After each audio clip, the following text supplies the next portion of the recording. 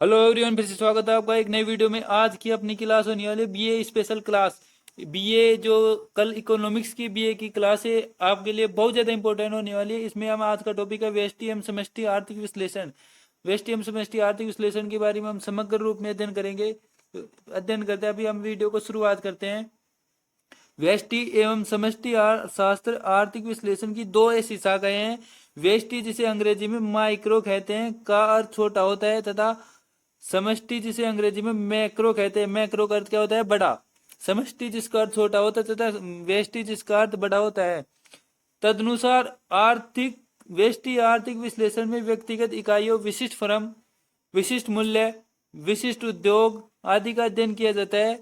इसके विपरीत समष्टि अर्थशास्त्र में व्यवसाय का उसके संपूर्ण रूप में अध्ययन किया जाता है, जैसे कि कुल राष्ट्रीय आय, कुल उत्पादन, कुल बचत, कुल विनियोग, ये विनियोग अभियोग नहीं, सामान्य कीमत स्तर, कुल रोजगार आदि का अध्ययन करना, ये व्यष्टि और समष्टि के अंतर्गत किया जाता है।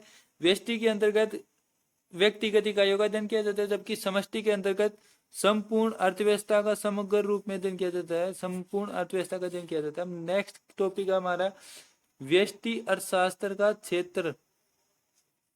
व्यष्टि अर्थशास्त्र का क्षेत्र। व्यष्टि अर्थशास्त्र कुल 4 क्षेत्र हैं: उपभोग का सिद्धांत, उत्पादन के सिद्धांत, वस्तु कीमत सिद्धांत। अब हम पढ़ेंगे समष्टि अर्थशास्त्र का क्षेत्र। समष्टि अर्थशास्त्र के क्षेत्र में सभी समस्याओं का समावेश होने से समष्टि अर्थशास्त्र के क्षेत्र में सभी समस्याओं का समावेश होने से इसका क्षेत्र व्यापक हो जाता है। समष्टि अर्थशास्त्र में निम्न बातों का समावेश किया जाता है, मतलब समष्टि अर्थशास्त्र का क्षेत्र में निम्न क्षेत्र सम्मिलित किए गए हैं: आय व रोजगार के सिद्धांत को, सामान्य मूल्य स्तर का सिद्धांत, व्यापार चक्र के सिद्धांत और आर्थिक विकास में नियोजन का सिद्धांत। 4 सिद्धांतों को सम्मिलित किया गया है। और फिर आ जाता है व्यष्टि अर्थशास्त्र का महत्व तथा उपयोगिता। जो व्यष्टि अर्थशास्त्र है उसका क्या महत्व है। व्यष्टि अर्थशास्त्र आर्थिक विश्लेषण की एक महत्वपूर्ण शाखा है।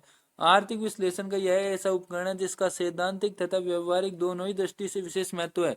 व्यष्टि अर्थशास्त्र का महत्व निम्न प्रकार है: व्यक्तिगत इकाइयों की समस्या के विश्लेषण एवं व्यक्तिगत इकाइयों की समस्या के विश्लेषण एवं निर्णय लेने में सहायक, आर्थिक समस्याओं के समग्र अध्ययन में सहायक, अर्थव्यवस्था की कार्य प्रणाली को समझने में सहायक, आर्थिक नीतियों के निर्धारण में उपयोगी, कराधान की समस्या के विश्लेषण में सहायक, मूल्य निर्धारण में उपयोगी,